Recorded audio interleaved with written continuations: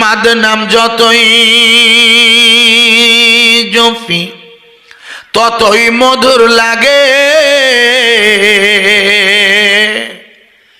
ওই নামিতে এত মধু কে জানি তো আগে। মুহাম্মদ নাম যতই জপি ততই মধুর লাগে, ওই নামিতে এত মধু কে জানি তো আগে। আরব দেশের খরমা মিষ্টি আর মিষ্টি বেদানা, তার চেয়ে অধিক মিষ্টি আমার নবীর মুখখানা। আল্লাহুম্মা সাল্লি আলা, জোরে বলুন, মাওলানা মুহাম্মদ সাল্লাল্লাহু আলাইহি ওয়াসাল্লাম ওয়া আলা আলি সাইয়্যিদিনা মাওলানা মুহাম্মদ সাল্লাল্লাহু আলাইহি ওয়াসাল্লাম। আপনি একটু এই দিকে এসে বসবেন তো আব্বাজান, সামনের দিকে যারা আসছেন দুটো নসিহত শুনবার নিয়ত করেছেন, কারণ আমার পরে খুব বিশিষ্ট বক্তারা দাওয়াত করেছেন, আমার চেয়ে যদিও বয়সে ছোট, হযরতে মাওলানা আব্দুল্লাহ জুবাইর সাহেব ভালো বলেন, ছেলেটি আমাকে খুব শ্রদ্ধা করেন, আমি বয়সের দিক দিয়ে বলছি, অন্য কিছু নয়। হযরতে মাওলানা আব্দুল্লাহ জুবাইর সাহেব আছেন, আলহাজ মাওলানা রজব আলী সাহেব যে আছেন, ছেলেরা বলছিলেন আমায় সুন্দর ওলামায়ে দ্বীনকে এরা দাওয়াত করেছেন। এর মাঝে আমার ইমাম সাহেবজি বলে নিয়েছেন, এবার আমি আজিজুর রহমান আপনাদের কাছে দুটো নসিহত করছি, যারা শুনছেন খুব মন দিয়ে বয়ানটা আমি রাখছি, আশা করা যায় আপনাদের খিদমতে আমি পেশ করছি। আমার ইমাম সাহেবজি যে জায়গাটা ছেড়ে দিয়েছিল, মনে করে দেখুন, আমি চেষ্টা করব আপনাদের বোঝানোর জন্য। আউযু বিল্লাহি মিনাশ শাইতানির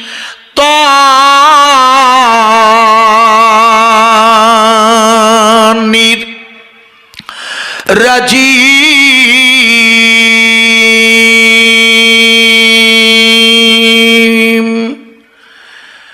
বিসমিল্লাহির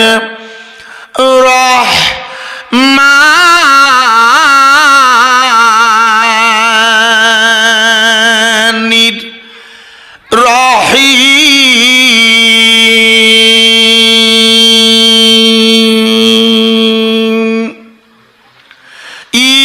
ইয়াকা না'বুদু ওয়া ইয়াকা নাস্তাঈন।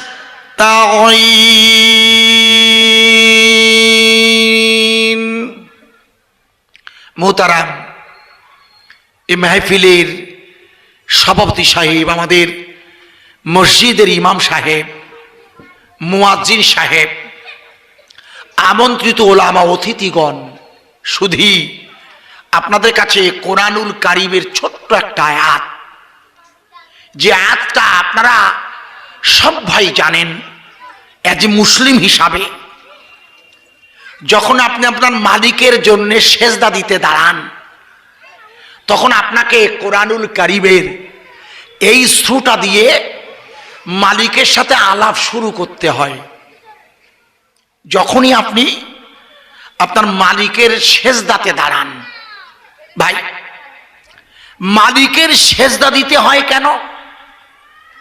কারণ সেজদা হলো, ভালো করে বুঝবেন, সেজদা হচ্ছে বান্দার সাথে মালিকের ভালোবাসার প্রেমের শ্রেষ্ঠতম মাধ্যম। মনে করে দেখুন, আদম আলাইহিস সালাতু ওয়াস সালামকে ইমাম বানিয়ে আল্লাহ আজাজিলকে সেজদা দিতে বলেছিলেন। মনে করে দেখুন, আপনারা খুব ভালো করে ওয়াজ বুঝবেন। আজাজিল তার, খুব মন দিয়ে বুঝতে হবে, কিন্তু আজাজিল তার আমলের দ্বারা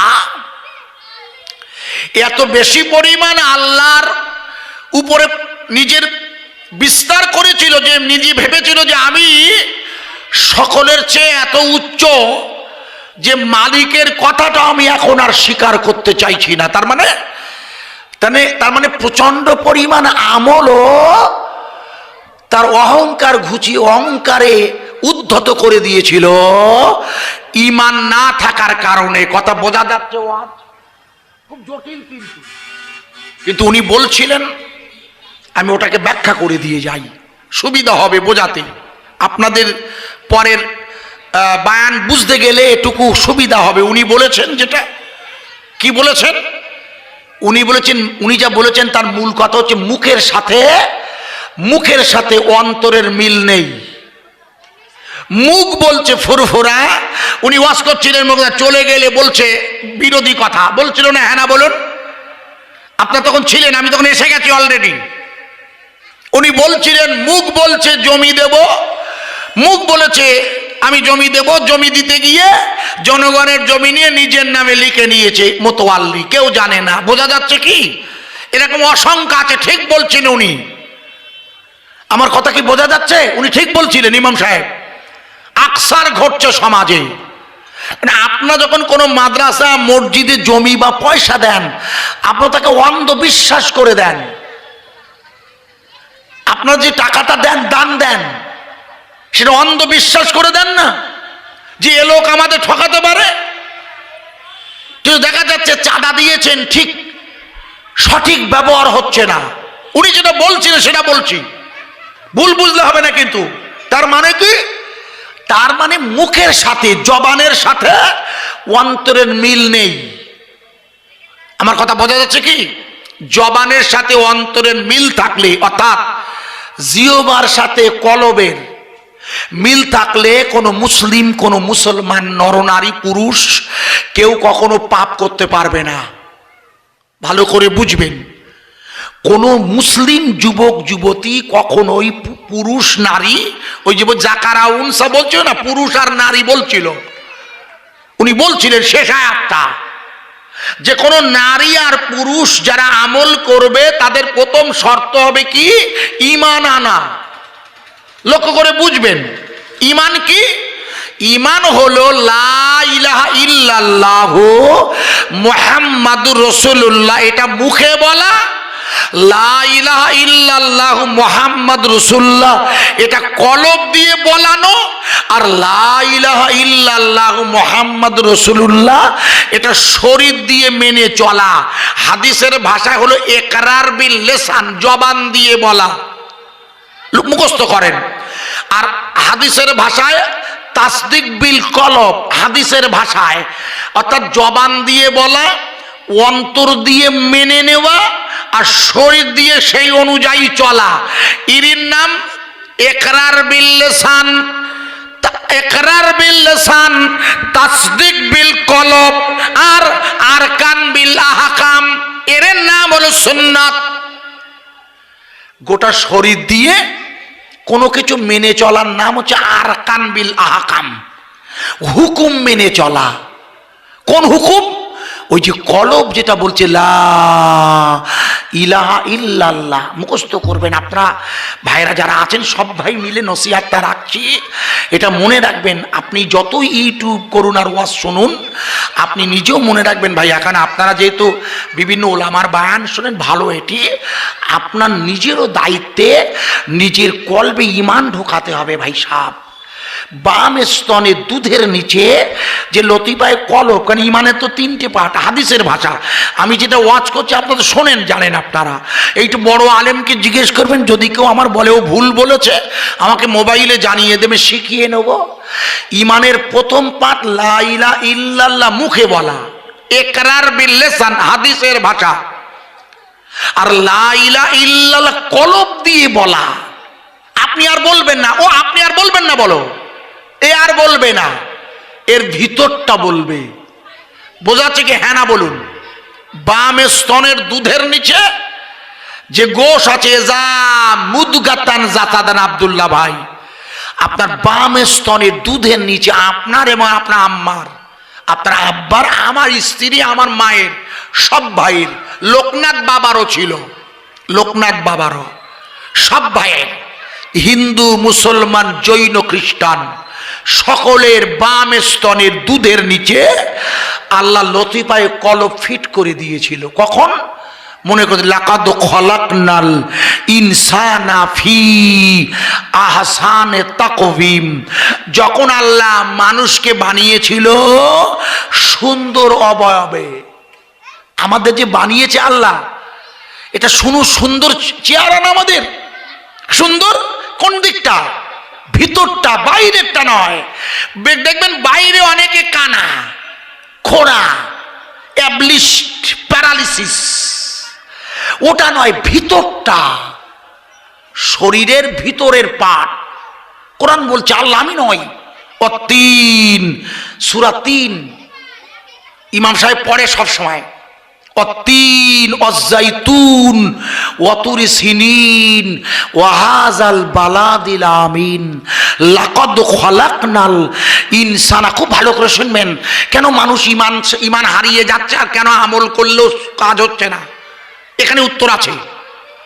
লাকাদ, আল্লাহ বলছেন সূরা ৩, অতীন অজাইতুন ওয়াতুরি সিনিন ওয়াহাজাল বালাদিল আমিন।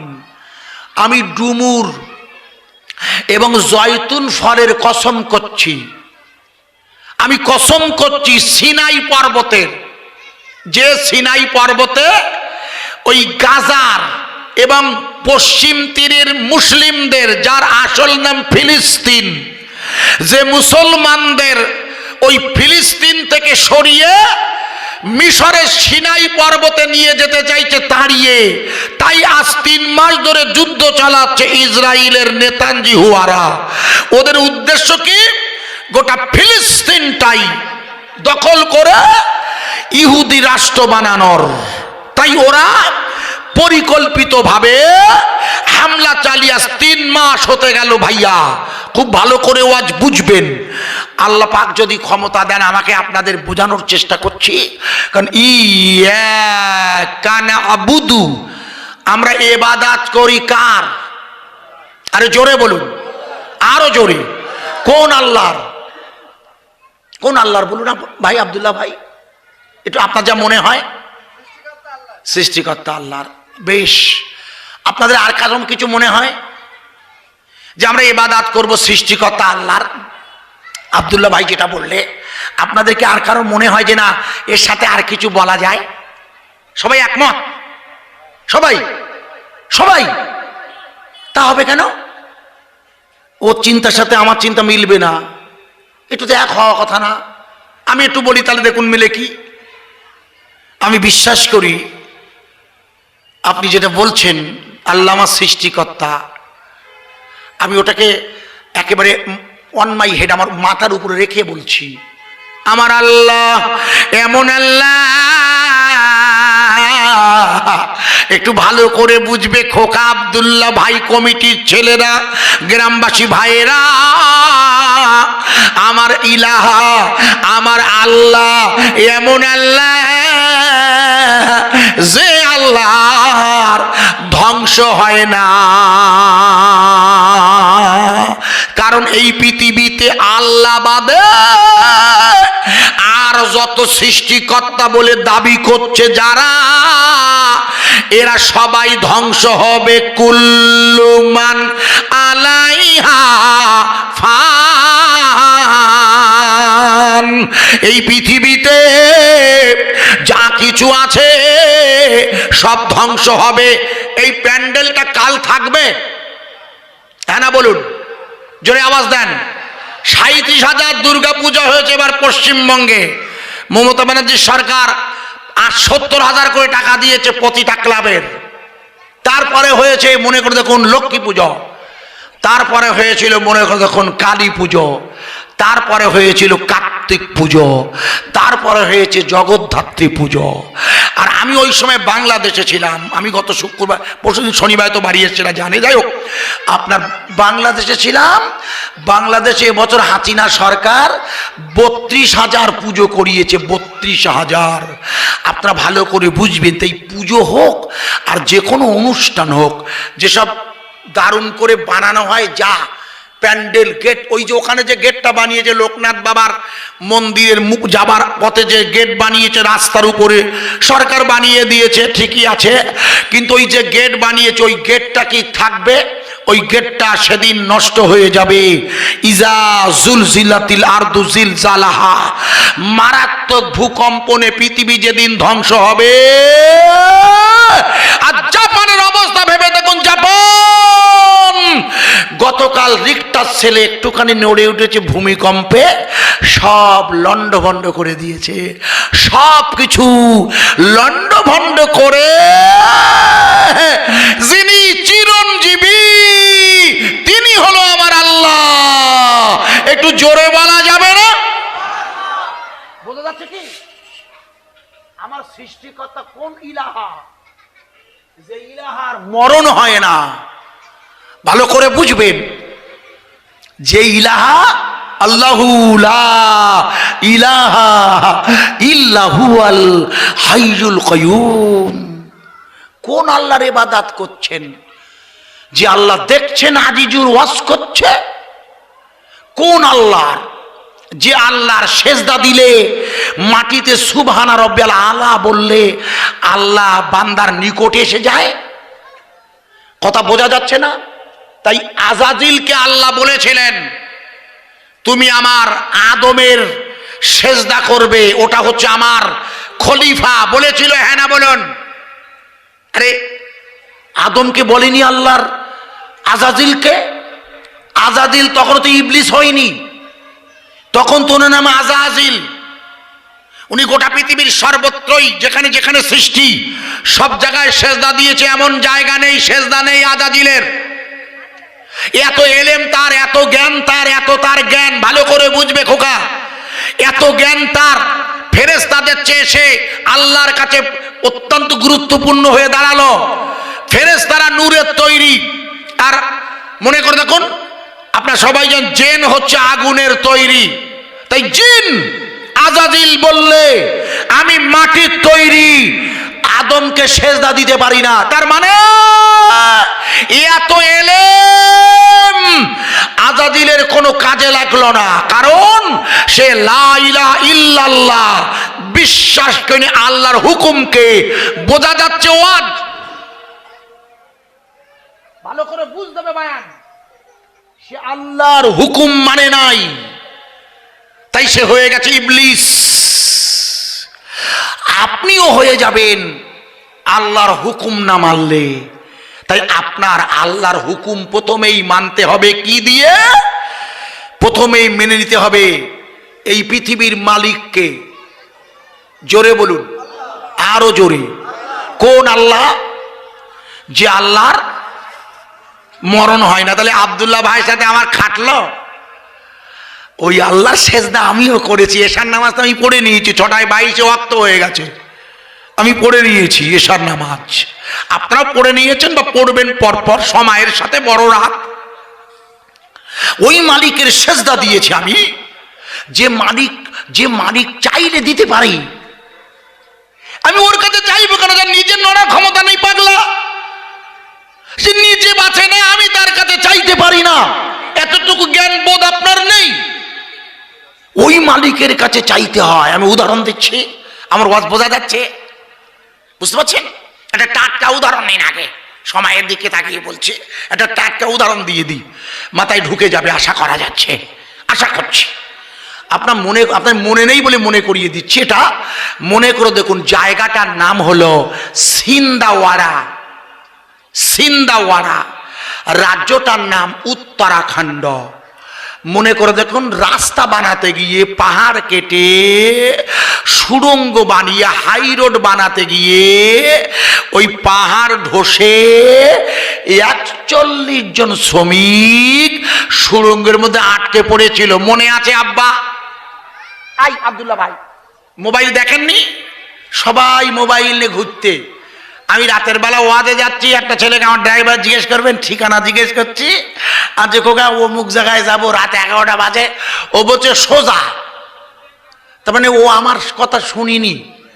ওই মোবাইলে এত মুগ্ধ, খানিকটা দূরে গিয়ে আমি বলছি, ও কাকিমা, হিন্দু এলাকা অমুক জায়গায় যাবে। ইস, এখানে এসছে কোনো বাবা? রাত অনেক, তখন খুব বিপর্যয় হয় রাতের বেলা, অত রাত্রে। বললো ওই যে একটু আগে যে পোল পেলেন না, পোল? আরে হ্যাঁ। আরে ওখানে তো 4টে ছেলে ছিল তাই বসি। বলছে ওরা বললেই না, ওরা সোজা বলিয়ে দিয়েছে। বলে সোজা বললো? সোজা হিন্দু পাড়া সোজা বলবে কেন? তা আপনি আবার যান, উজন যান। আমার ড্রাইভারকে গাড়ি ঘুরিয়ে এসে তখন ওরা বসিয়ে যখন যায়নি। আচ্ছা এই খোকাই, তোরকে বললাম আমি অমুক জায়গাতে, বলে তুই বলি সোজা? বলে আমি কি আপনার সোজা বলি যে আমরা মোবাইলের বলতে সোজা? আসলে হাসবেন না, বোঝার চেষ্টা করবেন। মোবাইল আপনার জীবনটাকে শেষ করে দিয়েছে। যেদিন থেকে এই মোবাইল এসেছে, এই হাই কোয়ালিটির মোবাইল, সেদিন থেকে আপনার সংসারটা শেষ। আব্দুল্লাহ ভাই রাগ করবেন না, পরিস্থিতি খুব জটিল। বাপের হাতে মোবাইল, মেয়ের হাতে মোবাইল, ছেলের হাতে মোবাইল। শালা 1.5 বছরের বাচ্চা শালা মোবাইল না দিলে ভাত খেতে চায় না। আরে হ্যাঁ না বলুন? আজকে আমাকে বলছে, আল্লাহর কসম বলছে, আজ বলছে, গত আজকে বলছে, হুজুর জানেন আমার ছেলেকে কার্টুন না দেখালি, কার্টুন, শালা ভাত খায় না শালা। আচ্ছা মাল কটা? বলে একটা। একটা তো খুব আদরের, সিজার করে হয়েছে, রাগ করবেন না। ওই সিজারের বাচ্চা একটা হয়েছে, এত আদর, যা বলছে তাই শুনছো ভাইয়া। ও আপনার ভাত দেবে আশা করবেন না। পারেন যদি আগে ছেলেটা তা বাপের দুটো ভাত দিত। এই যে প্লেয়ার হচ্ছে খুব চান্স কম ভাইয়া, রাগ করলে মুশকিলে পড়ে যাব। ওই মোবাইল আপনাকে সর্বনাশের পথে নিয়ে যাচ্ছে। আল্লাহ রসুল বললে ওই শেষ জমানায় আপনার কিয়ামতের অপেক্ষা করুন। কিয়ামতের কিসের? কিয়ামতের। আচ্ছা কিয়ামত হবে কোন এলাকায় একটু বলেন তো? এর জন্য প্রশ্ন করছি, কিয়ামত হবে কোন এলাকায় আব্দুল্লাহ ভাই জানেন? জানেন না? লিখুন।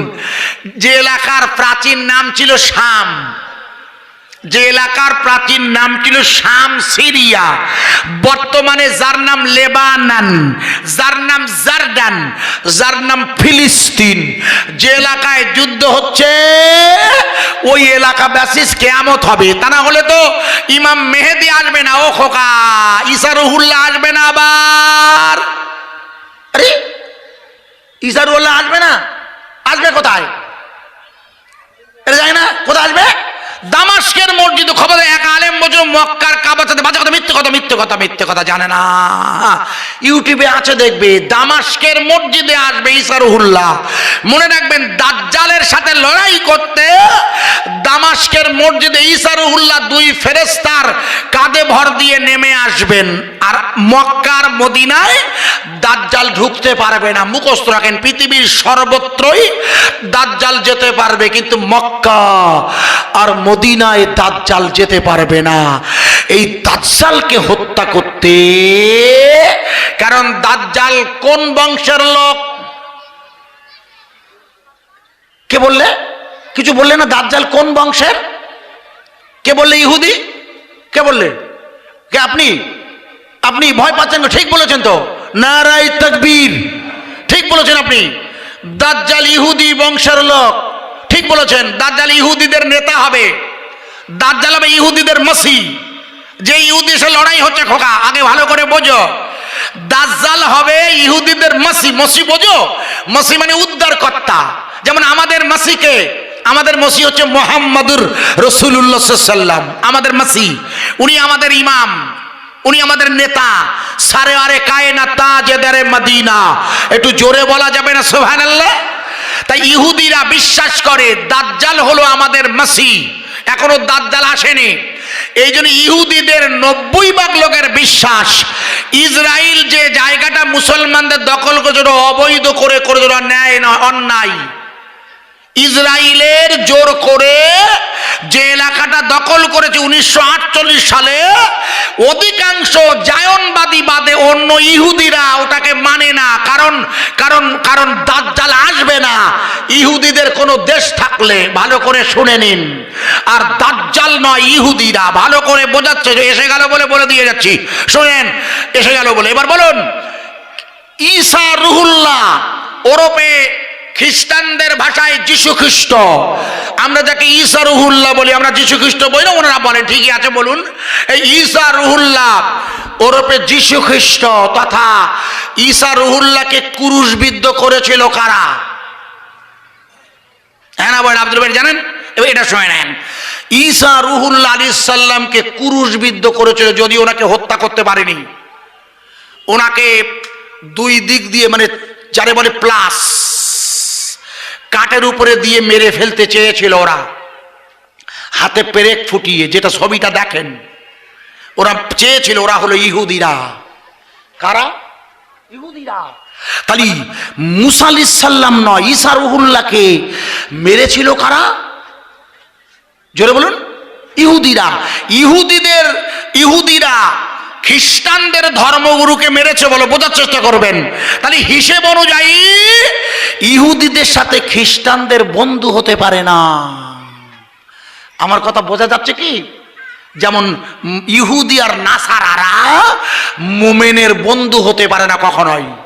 কোরআনে আল্লাহ বলেছে ইহুদি ও নাসারা এরা কখনো মুমিনের বন্ধু হবে না। ক্লিয়ার করে নিন, ভালো করে বুঝবেন। তাহলে খ্রিস্টানদের সাথে ইহুদিদের বন্ধুত্ব হওয়া উচিত নয় আব্বা। কেন? যেহেতু ওদের ধর্মগুরু ঈসা রুহুল্লাহকে ওরা মেরেছে। আমার কথা বোঝা যাচ্ছে কি? হ্যাঁ না বলুন। বলছে কি? এই জন্যে এই মুহূর্তে আমেরিকা বাদে আর কেউ কিন্তু ইসরায়েলকে সাহায্য করছে না। এই মুহূর্তে আমেরিকা এই সাহায্য করাটাও আমেরিকার একটা বৃহত্তম সংখ্যা, তারা আমেরিকার বিরোধিতা করছে। মনে করে দেখুন, দুবেলা মিছিল চলছে আমেরিকাতে, ইংল্যান্ডে, ফ্রান্সে, ইতালিতে, সর্ব জায়গায় ইসরায়েলের বিরুদ্ধে মিছিল চলছে সাহায্য করার দরুন। আমার কথা বোঝা যাচ্ছে কি? হ্যাঁ না বলেন। না বুঝতে পারলে মুশকিল। বোঝা যাচ্ছে কি? আমি খুব কষ্ট করে বোঝাচ্ছি, লক্ষ্য করুন, বোঝা যাবে। চেষ্টা করুন ইমান কাকে বলে দেখুন, বোঝানোর চেষ্টা করছি। লক্ষ্য করুন যে এই জায়গাটা একটু খেয়াল করে নি, যে জায়গায় রাখছিলাম, তা নাহলে ভুলে যাবেন আপনারা। ভাই, আমাদের দেশের ওই সিন্দাওয়াড়ায় যে জায়গায় 41 জন শ্রমিক আটকে ছিল একটানা 17 দিন, মনে আছে? হ্যাঁ না বলুন। কতদিন? এই যে 17 দিন শ্রমিকরা আটকে ছিল, সংখ্যায় কজন? এখানে আমার কাছে এসো, আমার কাছে এসো, মুর্শিদা আমার কাছে এসো। 41 জন। কতজন? এসো আমার কাছে এসো। কতজন? 41 জন। ভালো করে বুঝবেন। এই যে 41 জন আটকে ছিল, হ্যাঁ, এই 41 জনকে ছাড়ানোর জন্য, মানে ওর ভিতর থেকে আনার জন্য, মনে করে দেখুন, প্রথমে নামি দামি মেশিন দিয়ে পাথর কেটে ড্রিল করে ওদের বার করতে চেষ্টা করেছিল। আপনারা মনে আছে কি জানি না, আমি মনে করিয়ে দিই। মনে করে দেখুন, আমেরিকা থেকে বিশাল একটা কার্গো বিমানে করে একটা মেশিন আনা হয়েছিল আমেরিকা থেকে। মনে করে আমেরিকার সরকার ভারত সরকারকে, মোদি বাবুকে একটা হাই কোয়ালিটির মেশিন দিয়েছিল। মনে করে দেখুন, ওই মেশিনটা দিয়েছিল ড্রিল করতে, মানে কাটতে হবে। মনে করে দেখুন, ওই মেশিন দিয়ে যখন ড্রিল করছে, মানে কাটছে, পাহাড় কেটে ওর ভিতরে সুড়ঙ্গ করে তো যেতে হবে উদ্ধার করতে। মনে করে দেখুন, আপনাদের মনে নেই 15 দিনের মাথায় ওই মেশিনটা ভেঙে গিয়েছিল। মনে করে দেখুন, গোটা মিডিয়া দেখিয়েছিল, আপনাদের মনে নেই? গোটা মিডিয়া প্রতিটি পরিবারের লোকদের, যে সমস্ত শ্রমিকগুলো আটকে ছিল, ওদের বাড়ির লোকদের ভিডিও দেখিয়েছিল। মনে করে দেখুন, সকলেই বলছে কি দিন দিন যাচ্ছে, অথচ বলছে উদ্ধার হবে। 15 দিন হয়ে গেছে, এখনো হলো না। মনে করে দেখুন, 15 দিন পরে আমেরিকার ড্রিল মেশিনটা ভেঙে গিয়েছিল, আপনাদের মনে নেই? ওই ড্রিল মেশিনটা যখন ভেঙে গেল, কেন্দ্রীয় সরকার, রাজ্য সরকার, দুই সরকার বিপর্যস্ত বোধ করছিল। মনে করে দেখুন, আপনাদের মনে নেই? প্রধানমন্ত্রী লাগাতার মোবাইলে যোগাযোগ রাখছে উত্তর উত্তরাখণ্ডের শ্রী রামন সিং এর সাথে বিষয়টা বারবার আলোচনা করছে কি করা যাবে। দেখুন দেখুন, মনে করে দেখুন, আপনাদের মনে নেই আমি মনে করিয়ে দিই, ওই সময় একটা মোবাইল ফোনে উত্তরাখণ্ডের মুখ্যমন্ত্রী